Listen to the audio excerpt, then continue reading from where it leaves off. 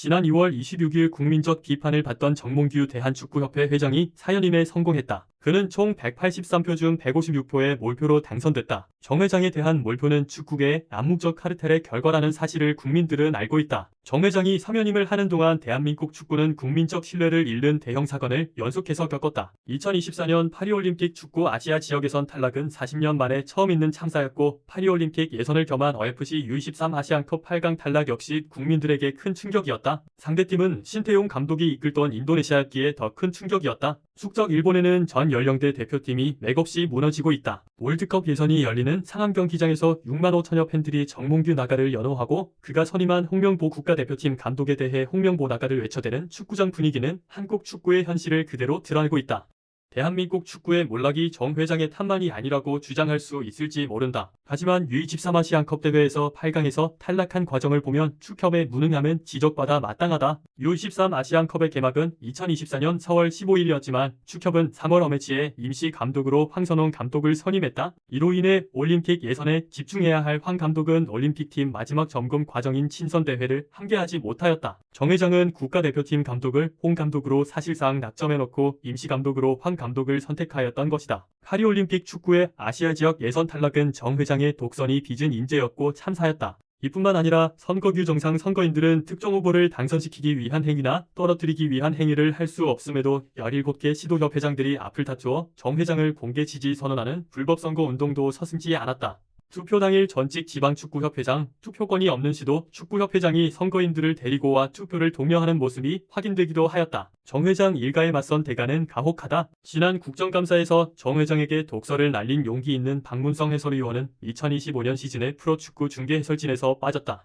승부조작범 등 100명 사면, 승부조작으로 한국 축구를 벼랑 끝으로 내몰았던 선수들과 지도자, 심판 등 승부조작범들을 포함한 백인에 대한 사면을 결정한 과정은 정몽규 체제에서 한국 축구의 암울한 현실을 그대로 드러낸다. 정 회장은 2011년 자신이 프로연맹 총재 시절 승부조작으로 제명된 선수 48명을 비롯 각종 비행위로 징계를 받고 있던 전현직 선수, 지도자, 심판, 행정가를 2023년 3월 28일 전격 사면했다. 정 회장은 사면의 명분으로 지난해 달성한 월드컵 10회 진출과 16강 진출을 자축하고 축구계의 화합과 새 출발을 위해 사면을 건의한 일선 현장의 의견을 반영한 것이라며 오랜 기간 자숙하며 충분히 반성했다고 판단되는 축구인들에게 다시 한번 기회를 부여하는 취지도 있다고 밝혔지만 여론이 악화됐다. 승부조작범들에 대한 사면 파동으로 비난이 계속되자 정 회장은 모든 책임을 이사들에게 전가했다. 전무이사를 포함하여 집행부를 총사퇴시키며 여론을 잠재웠다. 그리고 자신은 화를 피했다. 하지만 시간이 흘러 정 회장의 호위무사들은 하나둘 축구협회 요직에서 일을 하기 시작했다. 그리고 비상임부회장, 이사 등의 신분으로 대한체육회 규정에도 없는 고액의 자무료로 매달 수백에서 1,000만 원이 넘는 거액을 급여처럼 지급했다. 오히려 이 사건에 얽혀 이영표, 이동국 등 젊은 축구인들이 사표를 내고 책임을 졌다.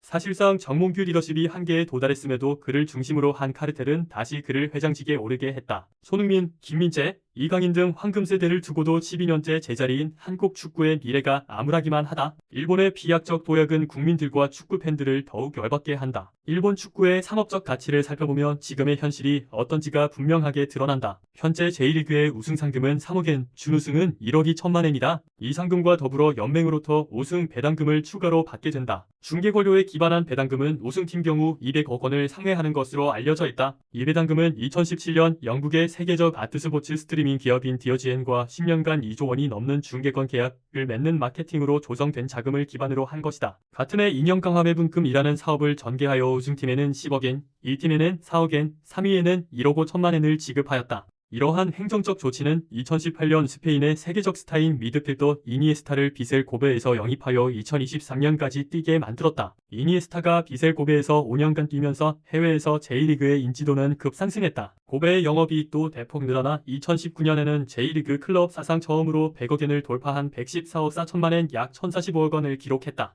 대한민국 축구는 현재 K1 우승 상금이 고작 5억 원이다. 2012년 책정한 우승 상금 5억 원이 지금껏 유지되고 있다. 국내 프로야구 우승 상금은 약 29억 원이다. 일본 축구는 일본 축구협회보다 제1리그 구단의 수입이 절대적으로 많다. 일본 축구는 제1리그의 풍부한 예산을 바탕으로 축구 발전 전략과 국가대표 운영 효율성 등을 극대화하면서 FIFA 랭킹을 15위로 끌어올렸다. 2050년 월드컵에서 우승하겠다는 분명한 목표가 부러울 뿐이다. 일본 축구협회 회장, 제1리그 회장은 축구 국가대표, 제1리그 프로팀 출신의 축구인이다. 축구를 아는 CEO들이 축구 마케팅을 공격적으로 시도하며 대박을 치고 있다. 반면 연맹이 실시하고 있는 K리그 재정 건전화 작업은 리그 및 구단의 지속 가능성 확보를 위해 전반적인 재정 상황을 살펴보기 위한 목적이라고 주장하지만 각 구단의 경영 자율권을 침해하는 연맹의 권력 남용이다. 일본의 경우 제1리그는 구단 경영권에 대해 전혀 관여하지 않는다. 단 한 가지 3년간 적자를 기록하면 리그에서 퇴출시키는 조항만을 적용한다. 승리 수당에 대한 자율권 역시 보장하고 연봉 공개 역시 하지 않는다. 일본 축구의 비약적 도약은 2조 원이 넘는 중개권료 계약을 맺으면서 풍족한 구단 분배금과 지원금을 재원하는 구조에서 기인했다. 10년 넘게 일본보다 빨리 프로축구를 시작한 대한민국의 K리그는 프로스포츠의 양적 팽창보다 재정권 전성만 추구하는 행정가의 오류와 오만 때문에 일본 축구에 비해 경기력이 추락하는 가장 큰 요인이 되고 있음을 아직도 깨우치지 못하고 있다.